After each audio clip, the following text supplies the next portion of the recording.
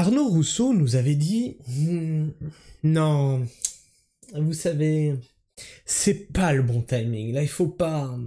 Alors que la coordination rurale est en action depuis juin, est rentrée dans le dur depuis septembre, ils ont bâché des radars pendant 10 mois, ce qui fait, bah voilà, ils tapent l'État au porte-monnaie finalement, pendant 10 mois ils ont bâché des radars routiers, donc ça fait quand même depuis la sortie de l'ancienne crise agricole, ils se sont pas arrêtés en fait, et tu as Arnaud Rousseau qui nous a dit oui, alors, on va peut-être intervenir, mais pas avant mi-novembre. Et tu as d'autres, comme ça, têtes d'affiche de la FNSEA qui ont dit « Oui, alors, on va peut-être enlever les panneaux, hein ?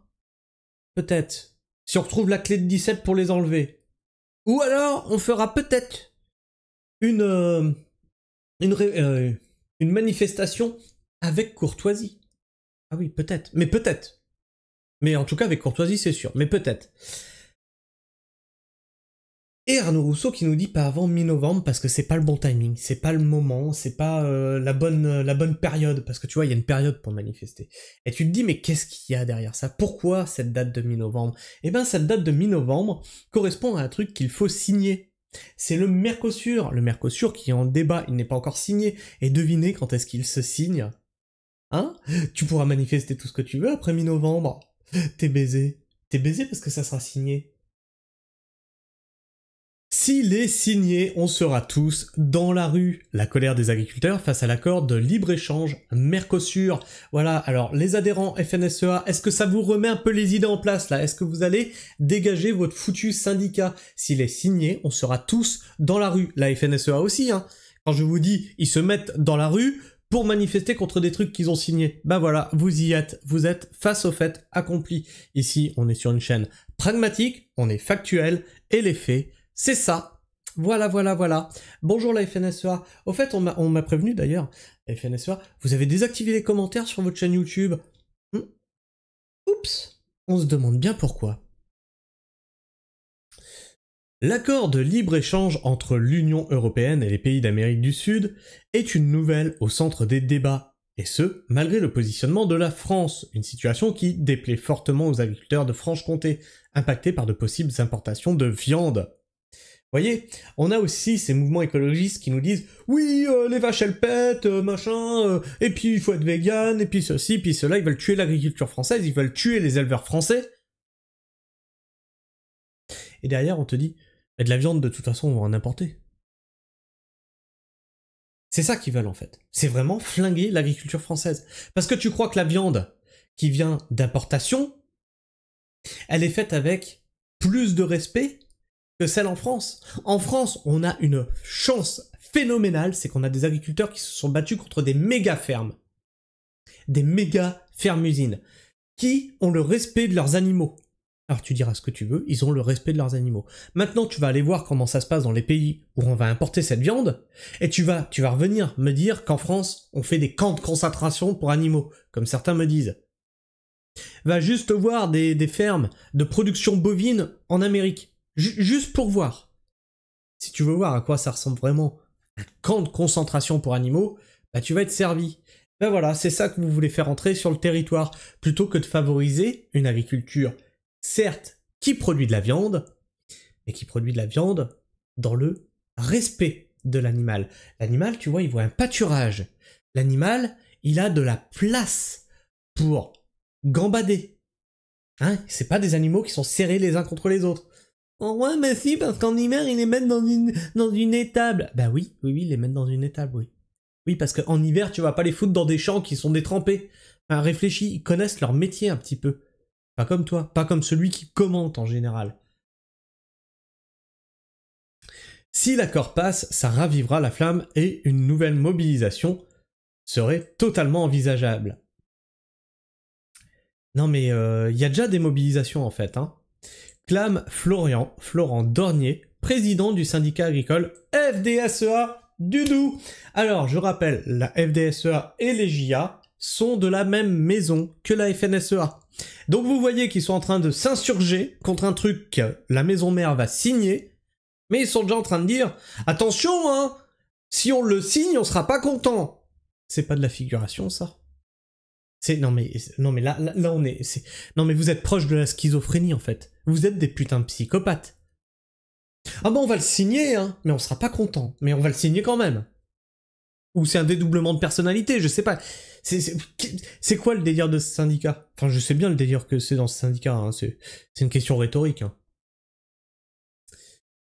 Depuis quelques semaines, l'Union européenne fait de nouveau pression pour faire passer l'accord de libre-échange entre l'Union européenne et le Mercosur. Brésil, Argentine, Uruguay, Paraguay et Bolivie. Et ce, malgré le désaccord de la France. Jeudi 17 octobre 2024, le président de la République, notre très cher leader suprême charismatique, Emmanuel Macron, s'exprimait une nouvelle fois sur le sujet lors d'un sommet européen à Bruxelles. Selon lui, le Mercosur, en l'état, n'est pas un traité qui est acceptable. Eh bien, tu le refuses! C'est aussi simple que ça, c'est aussi clair que ça. C'est pas acceptable, eh ben c'est non. C'est un non-sens absolu. Concrètement, le but est de signer un accord d'association commerciale et politique avec les pays d'Amérique du Sud. Alors, bon, au bout d'un moment, clairement, on produit trop de viande. Comment ça, on produit trop de viande? Oui, oui. De la viande, on en jette. Aujourd'hui, la problématique est qu'on a une surproduction de viande. C'est même pas le problème des élevages. On a une surproduction de viande. Donc on jette de la viande. Maintenant, on va revenir sur des volumes qui correspondent à ce qui est consommé, pour pas jeter, hein, et ça sera déjà pas mal. Non, au lieu de ça, qu'est-ce qu'ils font? Ils importent encore plus de viande. Donc on a ce qu'il faut pour nourrir les gens en France. En Europe, je sais pas, j'ai pas les chiffres. En France, c'est sûr, on produit suffisamment pour nourrir les Français. Et là, on te dit, non, mais on va importer de la viande. C'est comme pour le lait. On a une surproduction de viande, de lait, qu'on pourrait exporter. Plutôt que de l'exporter, on importe du lait des pays étrangers. Ça, d'après vous, ça avantage qui, ça? Ça avantage l'agro-industrie. L'agro-industrie qui peut aller chercher des coûts plus faibles dans les pays étrangers. C'est génial, hein, c'est magique, hein. Mais c'est tout sauf écologique. Il devrait faciliter les exportations de produits industriels et de services des pays européens contre l'arrivée massive de produits alimentaires. Alors on s'en branle. On s'en branle de vos produits industriels et vos services de merde. On s'en branle.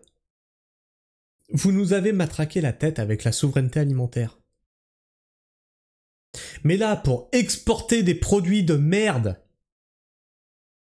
et des services de merde, d'ailleurs qu'on a pu, hein.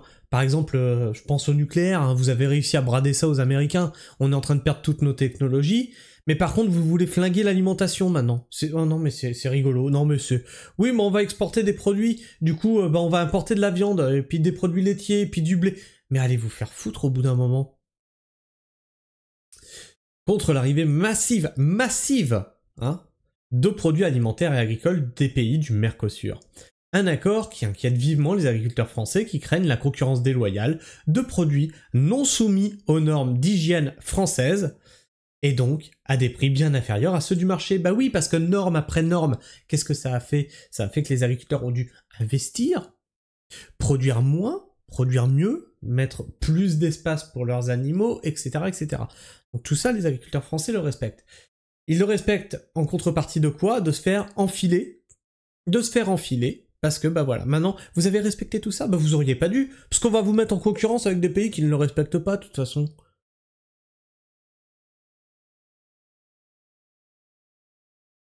Et tout ça à grand renfort, hein, de soi-disant écologie, soi-disant de militantisme écolo, de EELV et compagnie, de matraquage par... Bah, de toute façon, ça sert qui? Ça sert les pays, genre l'Allemagne, hein, qui veut exporter ses putains de bagnoles de merde, thermiques, hein, on rappelle encore. Hein. Le commerce de la viande pourrait être plus impacté. Les éleveurs bovins franc-comtois seraient donc particulièrement touchés. Nous, on est très inquiets. C'est la distorsion de concurrence. Bah oui, là c'est un problème. C'est qu'on te dit oui, la loi du marché, etc., etc. Mais là on est sur un truc qui te distord complètement la loi du marché. Puisque c'est ce que je vous ai dit. Aujourd'hui en France, on produit plus que ce qu'on mange. Donc on a de quoi exporter. On n'exporte pas, on importe des trucs qu'on produit déjà en surquantité. À quel moment tu signes des choses pareilles? En France, on a une agriculture vertueuse, fulmine Florent Dornier. On demande à nos agriculteurs de faire plus vert, et à côté de ça, on va chercher de la viande à l'autre bout de la planète. C'est un non-sens absolu. Bah écoute, t'adresses une petite lettre à ta maison mère, la FNSEA, et tu leur dis, bah signez pas ça, hein. Mettez-vous d'accord, hein, les dissonances cognitives, tout ça, tout ça. On considère que les denrées alimentaires ne peuvent pas être échangées sur un coin de table. Cet accord met en jeu la destruction d'écosystèmes, et c'est le climat de l'ensemble de la planète qui trinque. Tout ça pour importer de la viande à bas coût, alors qu'on peut très bien la produire ici.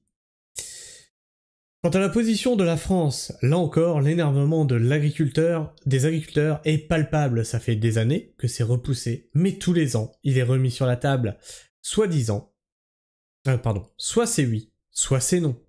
Si le président dit que ce n'est pas acceptable, il faut qu'il le prouve, assène Emmanuel Albéchier, président de la FDSEA de Haute-Saône. Une nouvelle mobilisation? Les différents syndicats agricoles ne cachent pas leur mécontentement et sont prêts pour de nouvelles mobilisations si cet accord passe. Encore une fois, hein, voilà, on met dans les médias la FDSEA, la FNSEA, tout ça. Ils sont déjà mobilisés, les agriculteurs. En ce moment, l'horloge fait tic-tac. S'ils ne nous entendent pas, on va y retourner, à Paris, à Bruxelles. Et partout, ils font face à des personnes déterminées. Et un pays, on vous le bloque en pas longtemps. Faut qu'ils en aient conscience, témoigne Frédéric Ferrand, membre de la coordination rurale de Hauts-de-Saône. La colère de l'année dernière n'a pas disparu, les problèmes de fond ne sont pas résolus, il manque qu'une étincelle pour mettre le feu, et ce sera peut-être celle-là, ajoute Laurence Lyonnais, présidente de la Confédération paysanne du Doubs. Si on voit que le gouvernement français lâche l'affaire, c'est une certitude, on sera tous dans la rue. Une situation d'autant plus tendue que les agriculteurs de Bourgogne-Franche-Comté se sont mobilisés ce vendredi 18 octobre 2024 devant le conseil régional de Dijon et ont pénétré de force dans les lieux. Ils réclament notamment le paiement en retard d'aides versées par la région, notamment la PAC, notamment des dotations pour les jeunes agriculteurs qui tardent à être perçus. Les dotations, donc c'est la DGA qui n'aurait pas été versée. Donc vous voyez, c'est pareil, hein, ça souvent, quand je parle d'installation, je dis n'allez pas chercher les aides ça vous contraint, etc. etc. Voilà, ben, on est face à un exemple concret. Tu veux la DGA? T'as vu la merde? Voilà, non mais, voilà, tu veux la PAC? T'as vu la merde? Tu veux te soumettre à l'Europe? Tu veux te soumettre à ton président qui connaît rien du tout de ce que tu fais sur le terrain? Bah prends les aides, qu'est-ce que tu veux que je te dise?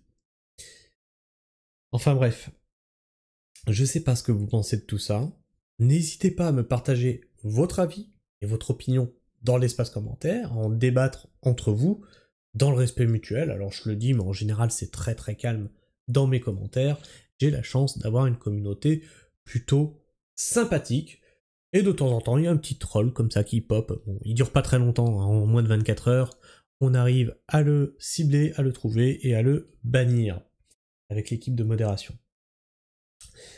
Sinon, ben, tu peux partager cette vidéo, hein, qu'on sache ce qui se passe, pourquoi certains syndicats essayent de retenir un peu les troupes jusqu'à la signature de ce foutu Mercosur. Tu peux partager la chaîne, tu peux partager nos valeurs, hein, d'agriculture, d'environnement, d'écologie. Alors moi, quand je vous parle d'écologie, c'est pas l'écologie de débiles profonds, de bobos parisiens, hein, c'est l'écologie de terrain. Hein, je suis constamment en désaccord avec les militants et les partis politiques écologiques. Pourtant, je prône la décroissance, etc. Mais je suis contre leur délire d'éoliennes, contre leur délire de panneaux solaires, etc., etc. C'est complètement déconnecté. C'est de l'énergie qui produit pas. Ils sont contre le nucléaire. Je suis pour le nucléaire. Tu vois, on a une écologie ici, bah on va dire pragmatique, hein, c'est dans le titre de la chaîne.